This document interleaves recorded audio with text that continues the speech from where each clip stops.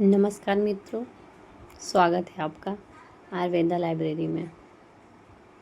आज मैं आप लोगों को पढ़ाने जा रही हूँ बृहत्त्रयी में द्रव्यों का रचनात्मक वर्गीकरण। तो आप लोगों को ये पता ही होगा कि बृहत्त्रयी के अंतर्गत क्या आते हैं। चरक संहिता, श्रुत संहिता और अष्टांग हृदय आता है। बात करते हैं सबसे पहले चरक संहिता की। तो चरक संहिता में दीर्घ जीवितीय मध्य सूत्र स्थान प्रथम है। उसमें 16 मूलनीय द्रव्य दी गई हैं, 19 फलनीय द्रव्य दिए गए और 3 क्षीरी द्रव्य दिए गए हैं, 3 क्षीरी वल्कल द्रव्य दिए गए हैं।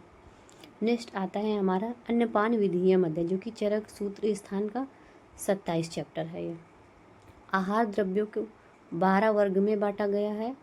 अगर हम नंबर 1 की बात करते हैं तो सूख धान्य वर्ग होता है, समी धान्य वर्ग, मांस वर्ग, शाक वर्ग, फल वर्ग, हरित वर्ग, मध्य वर्ग, जल वर्ग, गोरस वर्ग, इच्छु वर्ग, कृतान वर्ग, आहार उपयोगी वर्ग। शुक धान्य वर्ग के अंतर्गत जो आते हैं उनके एग्जाम्पल्स देख लेते हैं 2-3। साली यो आदि।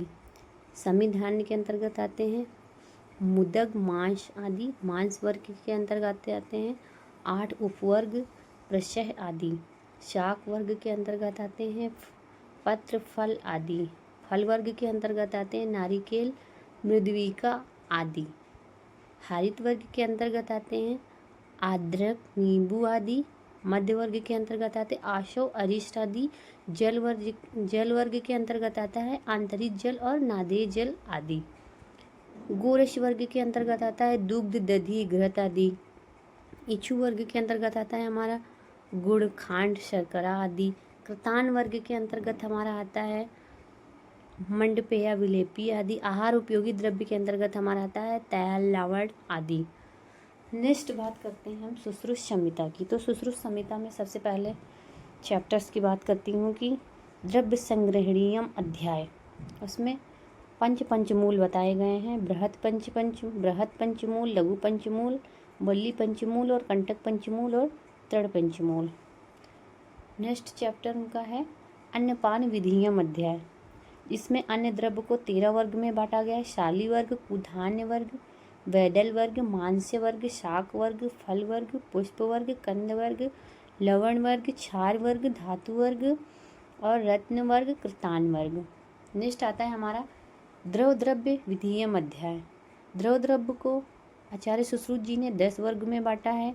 जल वर्ग, क्षीर वर्ग, दधि वर्ग, तक्र वर्ग, घृत वर्ग, तैल वर्ग, मधु वर्ग, इच्छु वर्ग, मध्य वर्ग, मूत्र वर्ग।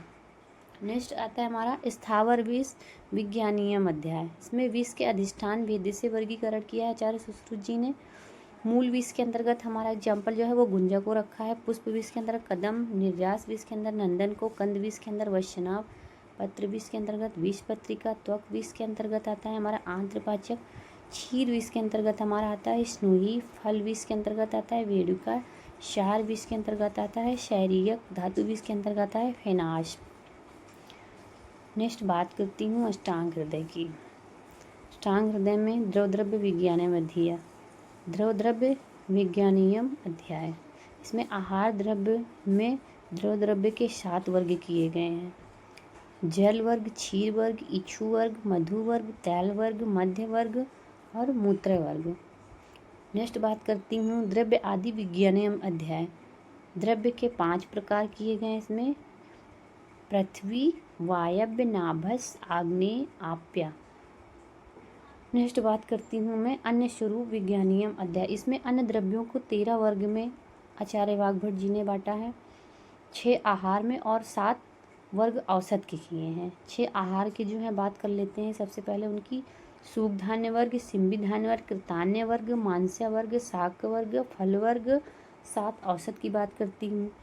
लवण वर्ग, त्रिफला, त्रिकटु, पंचकोल, त्रिजात, चतुर्जात, पंचमूल। नेक्स्ट बात करती हूँ रस भेदीयम अध्याय।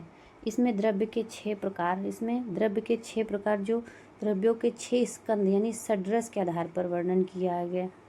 मधुर, अम्ल, लवण, कटु, तिक्त, कसाय स्कंद का वर्णन किया गया रसभेदियम अध्याय में। धन्यवाद मित्रों। अगर आपको मेरा वीडियो अच्छा लगता है तो लाइक और सब्सक्राइब जरूर करिएगा।